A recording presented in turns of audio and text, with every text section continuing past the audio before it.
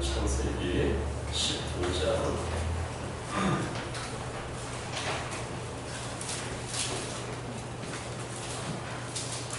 창세기 15장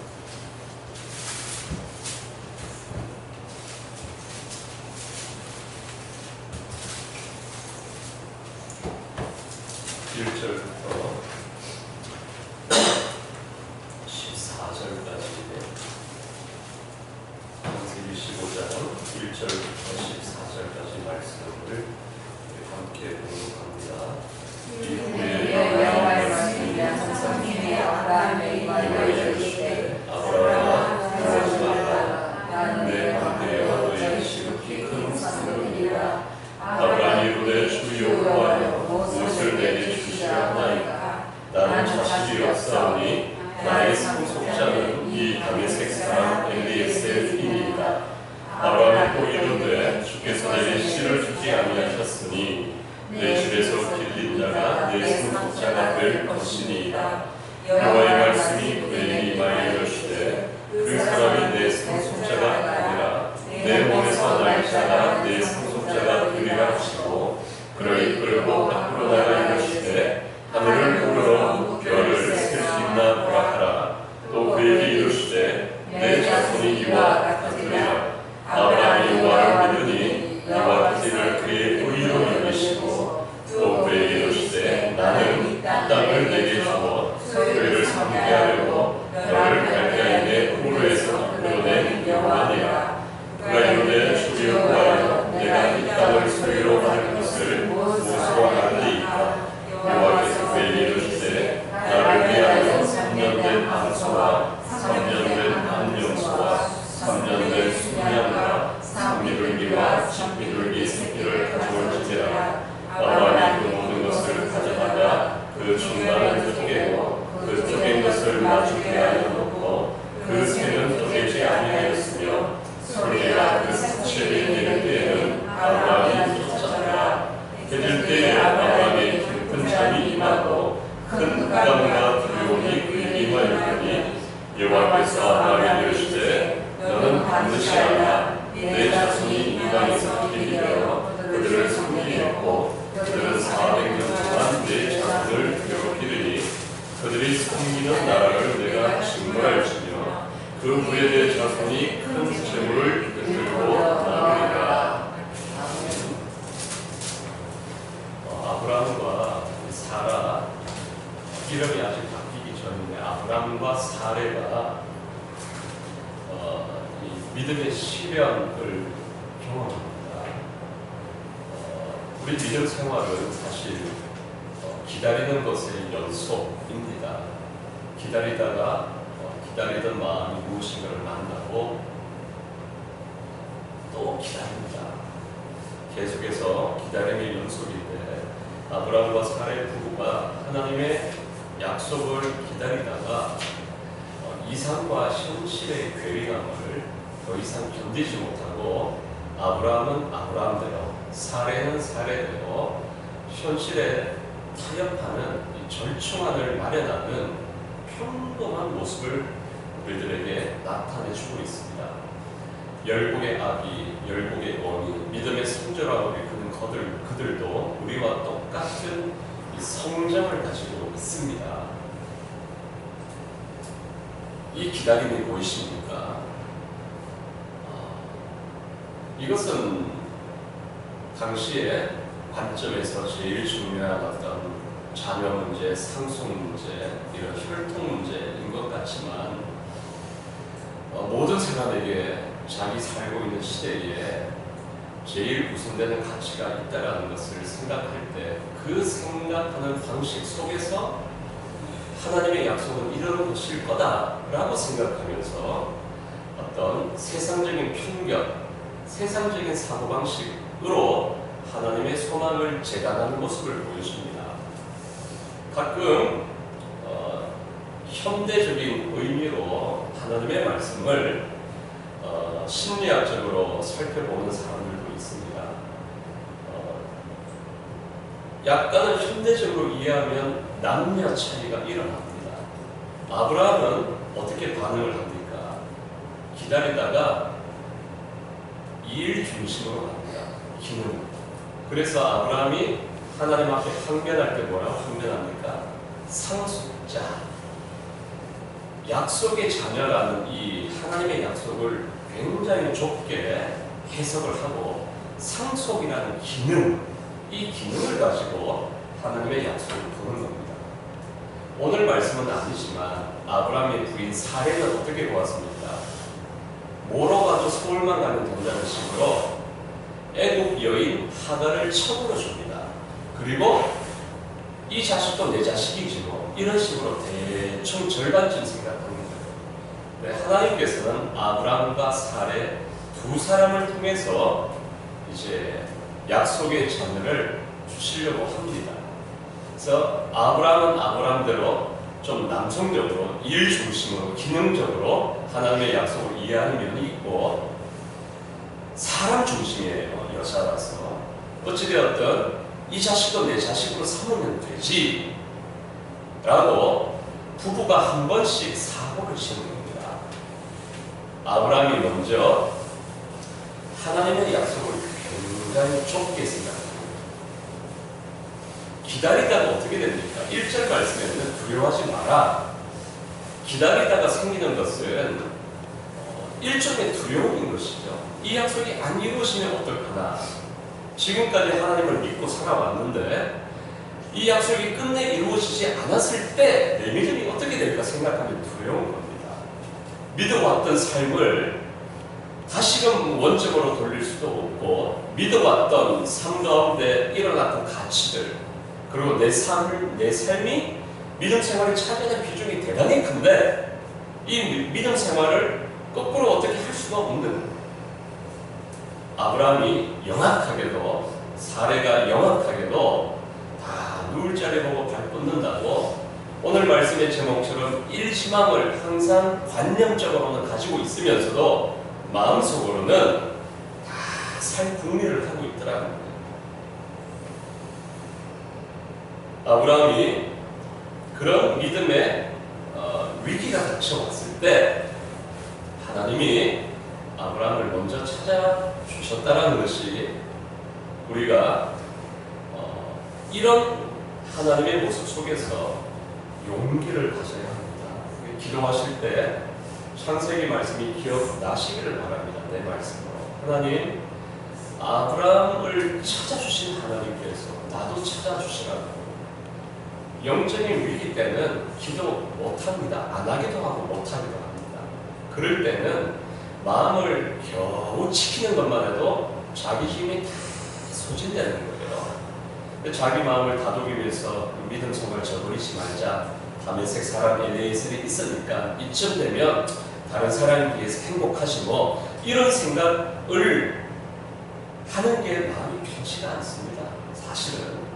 왜냐하면 가장 이상적인 것을 꿈꿔오면서 하나님께 기도하고 믿음 생활을 부르짖어 왔는데 아브라함이 이런 생각 가지는 것 자체가 불편하죠.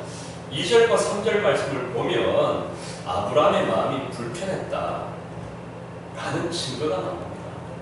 하나님이 나에게 자식을 주지 않으니까 이 사람을 내가 상속자로 삼는 거 아닙니까? 라는 이런 불만이 있는 겁니다. 기다리다가 이제 화살이 이제 하나님께로 향하기 시작했습니다. 오늘 본문의 말씀은 여러 가지 것들을 우리들에게 주시고 있죠. 기다린다라는 거, 처음과 나중이 많이 다릅니다. 기다리다가 보면 내가 기다릴 수 있는 인내력보다 하나님은 기간을 더 넓게 잡습니다. 인내가 다 이제 사그라들고 쟤처럼 되었을 때 나는 더 이상 할 수 없다라고 생각할 때 하나님 찾아오시면 얼마나 좋습니까? 나는 더 이상 할 수 없다라고 생각하는 그때도 한참 지나가 버리는 거예요.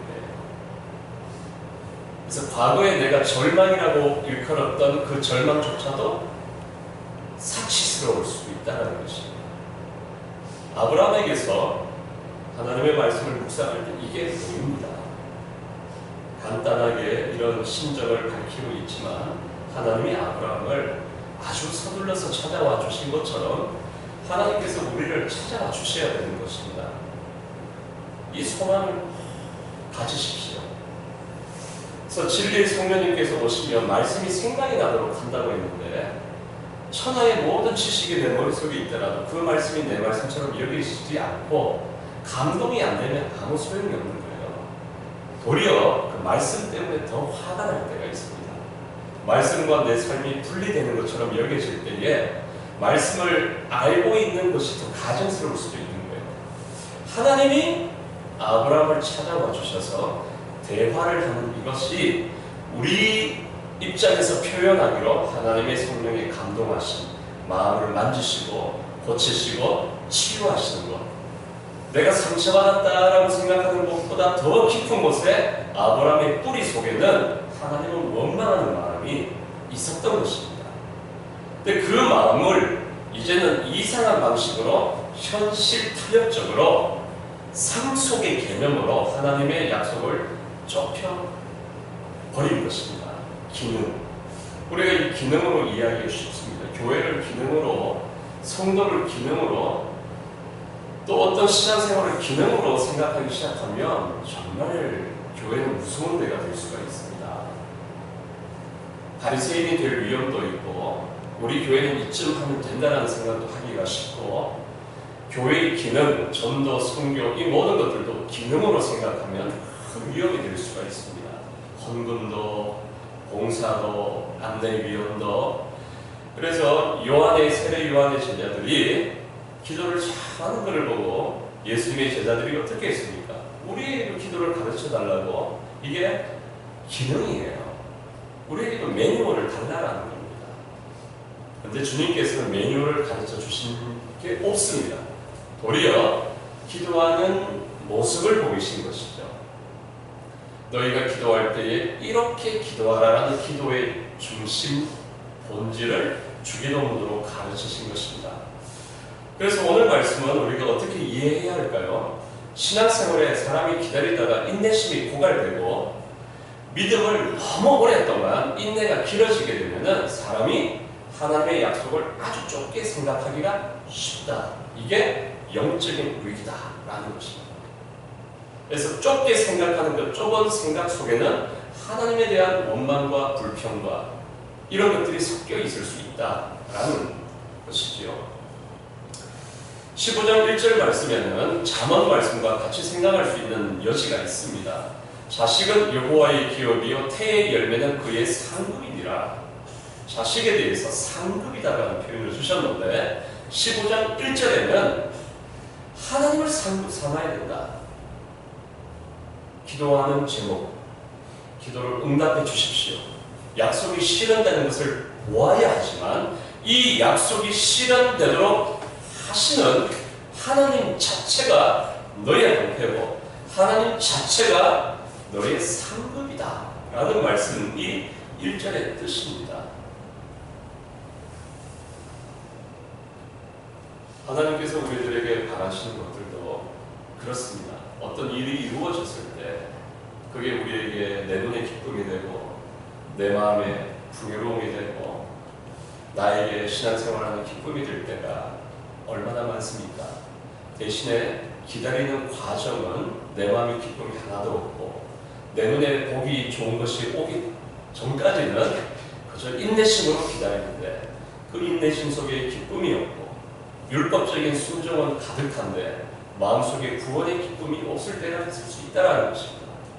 그런 영적인 위기 때에 주님께서 오셔서 우리에게 간절한 기도 제목을 주시는 이유 자체가 하나님을 만나도록 하기 위해서 내가 너의 방패다, 내가 너의 상급이다.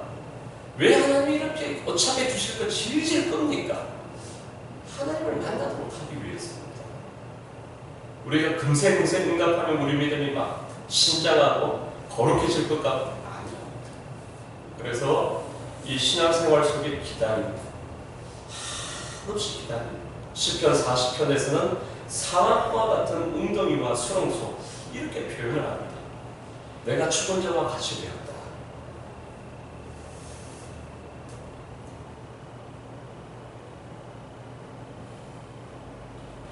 그래서 이 3절 말씀에 2절과 3절에 보니까 여전히 기다리고 있지만 마음속에 현실적인 방안을 다 마련해 놓은 상태, 이것이 두 가지 영역이 공존하고 있습니다. 믿음이 나누어져 있는 거예요. 이게 불편하지 않은 상태가 있을 수 있는데, 그때에 하나님께서 은혜 주시지 않으면 다메섹 사람 엘리에셀을 선택한 그 마음이 더욱더 강해져서 믿음 생활을 하면서도 너무나 이성적으로 하나님의 말씀을 좁게 해석하는 사람이 될 수가 있다는 것입니다. 하나님께서 아브라함에게 4절 말씀으로 확언을 하십니다. 4절을 한번 읽어보실까요? 여호와의 말씀이 그에게 임하여 이르시되 그 사람이 내 상속자가 아니라 내 몸에서 날 자가 내 상속자가 되리라 하시고, 상속, 즉 후계자만 있으면 되지, 자신 역할만 하는 사람이 있으면 되지 아니라는 것입니다. 너의 몸에서 날짜가 내 상속자, 본질이 무엇이냐? 너의 몸에서 날짜다 라고 하나님께서 딴 생각을 할 여지를 막아버리셨습니다. 그런 방식으로 생각하지 마라. 자기 자신을 속이지 마라. 영적으로 자기 자신을 기만하지 마라. 그거 아니라는 거예요. 세상이 아무리 혹독하고 믿음으로 살기가 힘들어도 그렇게 현실 영혼 앞에서 그런 방식으로 생각하지 말라는 것입니다. 그렇기 때문에 이와 같은 본문의 내용은 우리에게도 많은 마음의 거리낌도 생기고 좋지 않은 그 영역이 있습니다. 하나님께서는 상속을 하냐 안 하냐 그게 하나님 입장에서 중요한 거 아무것도 아니라고 말씀을 하셨습니다. 너희의 몸에서 날짜 하나님께서 예정을 하셨습니다.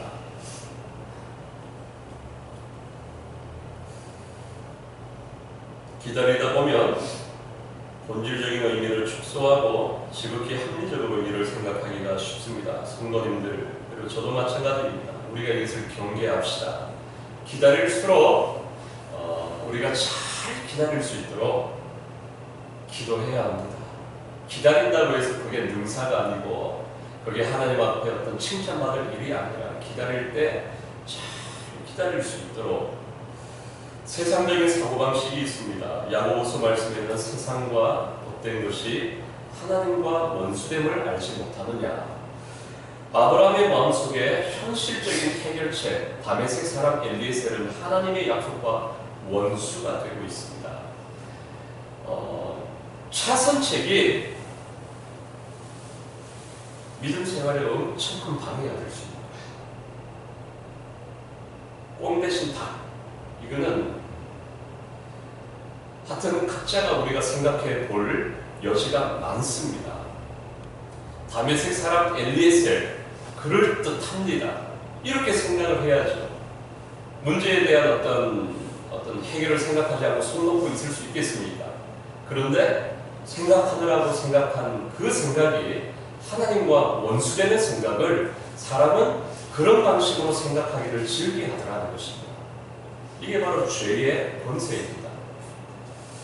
하나님께서 생각하기를 기뻐하시는 마음의 중심으로 기다리기가 좀처럼 힘들어하고, 사무엘상 15장에도 보면 아말렉과 이스라엘이 전쟁을 할 때 하나님이 명령하시기로 아말렉을 쳐서 그들의 모든 소유를 남기지 말고 진멸하되 남자와 소아와 젖먹는 아이와 우양과 낙타와 나귀를 죽이라 진멸 명령을 내렸는데 사울 왕이 하나님의 명령을 기뻐하지 아니하였다라고 말씀을 합니다. 그 결과 좋은 것을 남기고 하찮은 것들만 진멸했습니다. 게다가 한술 더 떠서 하나님께 제사 드리려고 좋은 것을 남겨놓았다. 자기 기만이 또 다른 자기 기만을 낳는 그런 어리석은 모습을 보여주고 있습니다. 그렇기 때문에 사람이 자기 꾀에 한번 빠지면 또 다른 꾀에 빠질 수가 있다 라는 것입니다.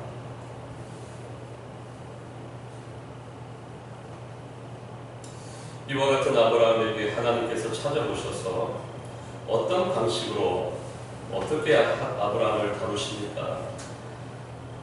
5절에서 6절까지가 한 단락이 이루어지고 있습니다. 그리고 7절에 두 번째 단락이 나옵니다. 그리고 8절부터는 이제 가 1층 없던 힘이 생겨나고 없던 간구할 힘이 생겨난 아브라함이 이제 청혼을 합니다. 8절부터는 또 다른 단락이 나옵니다. 또 12절부터는 또 다른 영적인 전환점이 이루어집니다. 그래서 이 15장 말씀 속에는 이 짧은 한 장 속에 사람의 마음속에 역사하시는 하나님의 성령이 여러 단계로 사람을 개혁해내는 것, 사람의 사고하는 방식을 변화시키고 영적인 가치관 자체를 바꾸어 버리시는 일을 행하시고 있는 창조의 하나님의 손길을 볼 수가 있습니다. 5절을 보시면 유목인으로 몇십 년째 살고 있는데 하늘을 우러러 묵별을 보면 무슨 감동이 있겠습니까? 그 부산에 있는 어떤 목사님에게 제가 들었는데 여름이 겁난대요. 여름이 가까워지면 연락 안 하는 친척까지 전화가 와가지고 여름에 놀러 갈 수 있냐. 그 부산에 이렇게 해운대 앞에 이런 아파트, 제가 그 얘기를 들었습니다. 그런데 부산의 해운대 근처에 사는 사람이 그 바다, 그 바다 무슨 감동이 있겠습니까? 중동 지방의 그 밤하늘이 얼마나 아름다워도 늘 보던 밤하늘입니다. 그런데 하나님께서 역사하실 때에 우리 사방이 달리 보여지는 환경이 바뀐 거 하나도 없는데 내 마음속에 성령께서 그렇게 역사하시는구나 라고 5절 말씀을 통해서 하나님이 변화시키는 변화가 어떤 방식으로 일어나는가. 사람이 바뀝니까? 우리 주변에 있는 사람들은 안 바뀝니다. 나도 안 바뀌는데. 그러면서도 주변 사람들은 정말 바뀌어야 된다고 생각하죠. 근데 결국엔 누가 바뀝니까? 아브라함 본인이 제일 먼저 바뀝니다. 하늘을 우러러 뭇별을 쓸 수 있나 보라. 내 자손이 이와 같으리라. 하나님의 말씀이 주어지고 아브라함의 마음속에 하나님이 새기셨습니다. 그때 6절에 아브라함이 여호와를 믿으니, 이전에 세상과 벗된 하나님과 원수되는 사고방식으로 다메섹 사람 엘리에셀을 상속자로 여기고 하나님의 광대한 약속을 굉장히 좁게 생각하는 원수된 사고방식이 물러가 버린 것입니다. 하나님의 말씀이 귀하게 여겨지고 신앙생활이 어리석은 것처럼 여겨지지 않게 되었습니다. 이것은 참으로 보배롭고 존귀하고 가치 있는 삶이다 라고 믿게 되었습니다. 아브라함이 우리와 성전이 똑같은 사람인데 하나님이 아브라함을 변화시키는 이와 같은 하나님과 사람과의 관계를 일컬어 성도의 견인이다 라고 말씀을 하십니다. 로마서 8장 30절에서는 부르시는 이가 미쁘시니 부르시는 이가 영화롭게 하기까지 사람을 책임지신다. 처음부터 끝까지. 그 신약의 표현이 오늘 말씀에는 7절 말씀으로 주어집니다. 7절을 읽어보겠습니다. 또 그에게 이르시되 나는 이 땅을 내게 주어 소유를 삼게 하려고 너를 갈대아인의 우르에서 이끌어낸 여호와니라.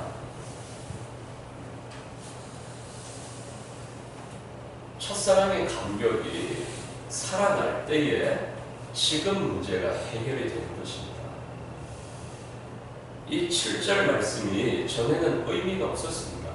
사람이 기다리다가 인내심이 고갈되면 옛날 신앙생활의 뜨거움이 의미가 없어지는 거예요. 그때 뜨겁고 마음이 감동스럽고 너무 행복하고 기뻤는데 지금은 아닌 거예요. 근데 하나님이 우리 마음을 회복시킬 때 과거까지 회복이 되는 것입니다.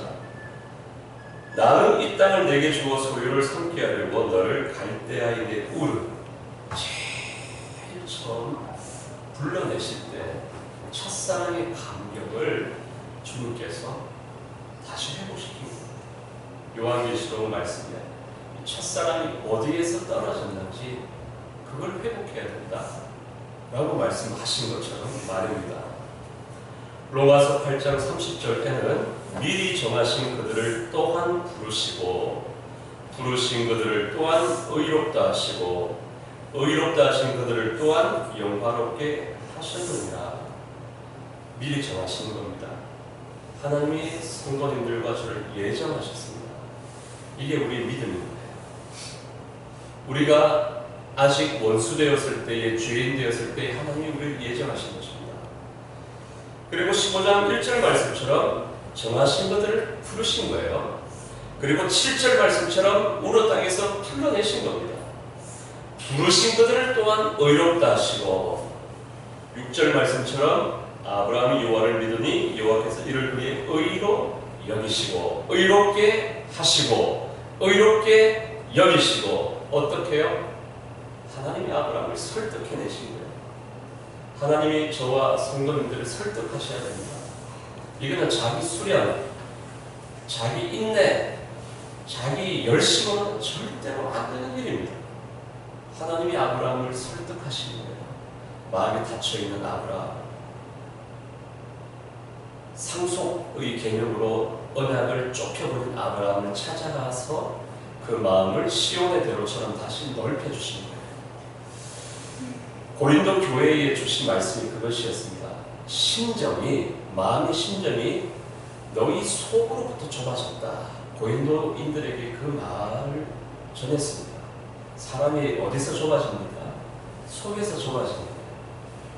붕괴할 때, 사람이 무너질 때 어디서 무너집니까? 마음속, 영혼의 깊은 곳, 생명의 근원되는 곳에서 사람이 무너지는 것입니다. 고린도전서 10장 말씀에는 사람이 감당할 시험 밖에는 너희가 당한 것이 없나니 오직 하나님은 미쁘사 너희가 감당하지 못할 시험 당함을 허락하지 아니하시고 시험 당할 즈음에 또한 피할 길을 내사 너희로 능히 감당하게 하시느니라. 시험 당할 즈음에 아브라함이 멀리 도망칠 만한 즈음에 시험 당할 즈음에 피할 길을 내신 하나님이십니다. 예수 그리스도를 우리에게 주신 이가 어찌 그 모든 것을 주시지 않겠습니까? 이 믿음의 기로에 누구 하나 예외 없이 이 믿음의 기로에 서는 줄로 믿습니다. 그때 자기 인내심이 이미 다 탕진된 상태이고 가진 것을 다 허비한 상태이고 어찌할까 모를 그때에 하나님께서 우리에게 첫사랑의 감격을 회복시키기를 기리 바랍니다.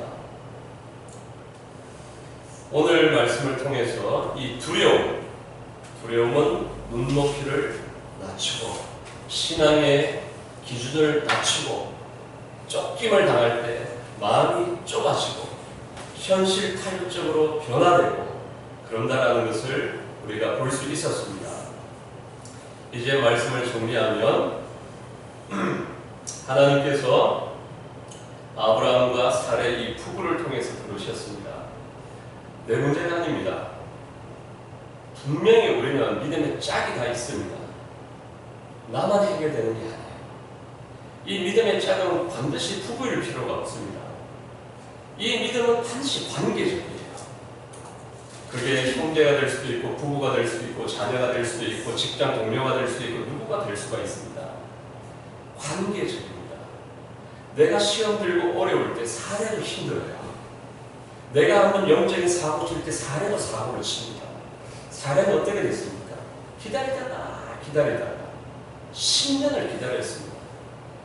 가나안 땅에 온 지 10년 만에 이 16장 말씀부터 보면은 애굽 사람 하갈을 처음으로 주는 겁니다.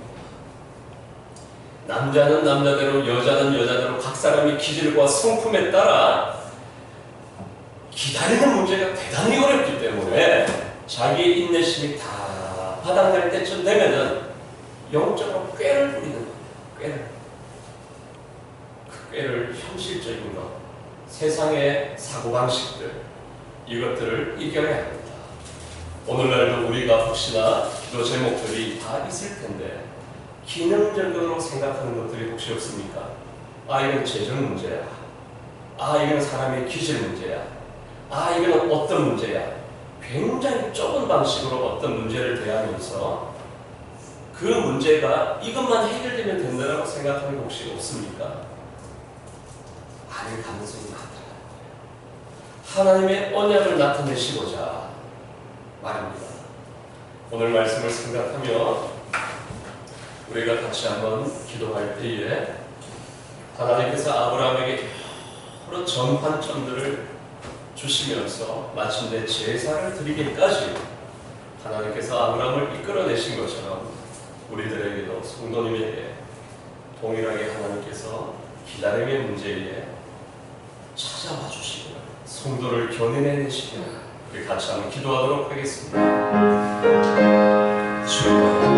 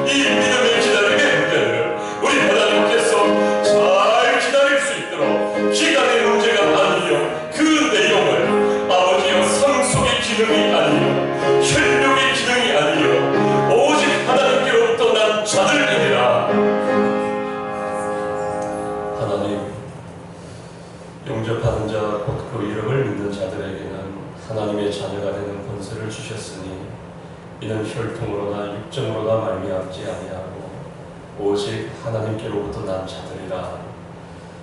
그 말씀을 창세기 15장으로 살펴보았습니다. 아브라함은 아브라함대로, 사례는 사례대로 각자의 기질과 성품과 환경에 따라 알아서 뒷주머니를 맞는 것을 보게 되었습니다. 하나님, 우리 성정도 사실은 저도 비슷합니다. 우리가 두려운 일을 맞닥뜨릴 때, 위기가 올 것 같을 때 우리가 이 두려움의 문제 때문에 아버지의 믿음이 참으로 현실적으로 이성적으로 생각할 때가 얼마나 많은지요. 하나님의 언약을, 광대하신 생명의 약속을 너무나 좁게 해석할 때도 얼마나 많은지 모릅니다. 그러므로 하나님이 아브라함을 찾으시고 그의 이름을 바꾸시려고 이 모든 영적인 위기를 하나님께서 타개하도록 하시니까 우리를 또한 불러주시고 영화롭게 하시기까지 모든 믿음의 전환점들을 축복하여 주시옵소서. 우리 구주 예수님의 이름으로 기도합니다. 아멘. 찬송가 438장입니다.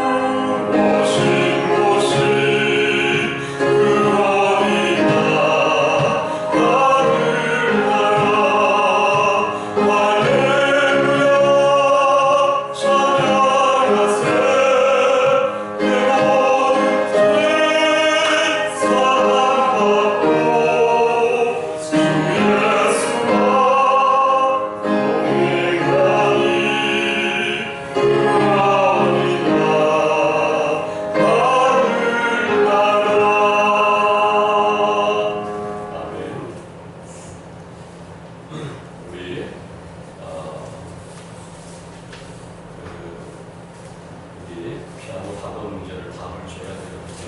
그거 하지 않고 전도사님을 청빙하려고 이제 신학교에 몇몇 신학교에 청빙 광고를 올렸습니다.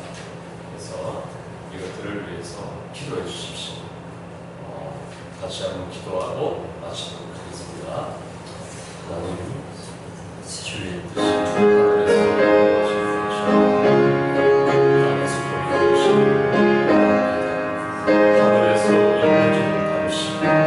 땅에서 무엇이 되어 우리의 영광을 살피시고 우리 풍성하신 하나님께서 나를 아버지를 보아 말씀하신 것처럼 말씀이 육신이 되어 우리 가운데 거하시고 독생자의 영광, 교육관의 문제, 주일학교의 문제, 영혼 구원의 문제, 어린 성도들을 양육하고 세우는 문제를 아버지 하나님이시오. 그리고 교역자들 아버지는 세우는 문제를 우리 하나님의 뜻을 여쭙니 주님의 뜻이 우리 마음속에 역사하여 주시사 기도할 때도 기다릴 때도 아버지여 영혼과 교회를 위하여 기도할 때도 우리들의 마음속에 두려워하지 말라. 하나님이 우리의 관계요 상급이심을 말씀하여 주셔서 아버지 지극히 좁게 생각하지 말게 하여 주시고 하나님의 광대하신 생명의 언약으로 우리를 주장하여 주셔서 아브라함이 이를 믿으니 아버지 그를 의롭게 여기신 것처럼 아버지 믿음의 내용과 믿음의 나를 향하여 하나님이 주장하여 주시옵기를 원합니다. 그리할지라도 그리 아니하실지라도 오직 하나님의 뜻만이 온전히 서리라. 사람의 마음에는 많은 계획이 있더라도 오직 하나님의 뜻만이 온전히 서리라. 이 말씀을 의지하며 나아가오매 할렐루야. 하나님 주의 영광으로 응답하시오.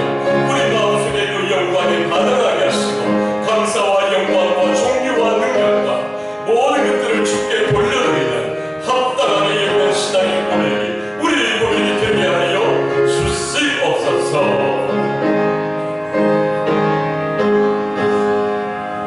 하나님, 비단 이런 공식적인 교회의 문제뿐이겠습니까?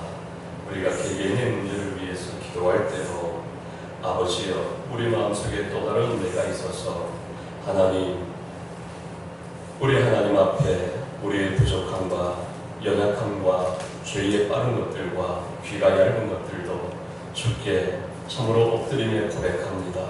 하나님이 우리 삶의 모든 출입하는 문제를 우리 하나님의 성령으로 인치시고 보증으로 성령을 허락하여 주셔서 주의 뜻을 분별하여 주님의 뜻만이 온전히 설 수 있도록 모든 여정과 과정을 계획을 우리 하나님 간섭하여 주시옵소서. 지금은 우리 구주 예수 그리스도의 은혜와 우리 아버지 하나님의 사랑하심과 성령 하나님의 교통하심이 삶의 모든 문제를 두고 주의 이름을 부르는 자들 머리 위에와 그가 사랑하는 가정의 모든 문제 위에와 우리에게 언약하신 생명의 다름질을 위해 이제부터 영원토록 함께 하시옵기를 축원하옵나이다. 아멘.